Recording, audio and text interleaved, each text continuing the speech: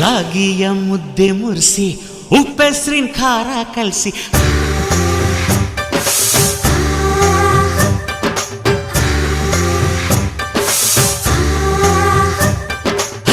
ರಾಗಿಯ ಮುದ್ದೆ ಮುರಿಸಿ ಉಪ್ಪೆಸರಿನ ಖಾರ ಕಲಸಿ ರಾಗಿಯ ಮುದ್ದೆ ಮುರಿಸಿ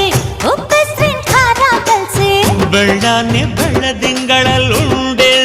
ಉಳ್ಳಾಡೋದು ಬಣವೆಯ ಮೆತ್ತೇಲಿ ಗಂಡನ್ನ ಮುದ್ದಾಡೋದು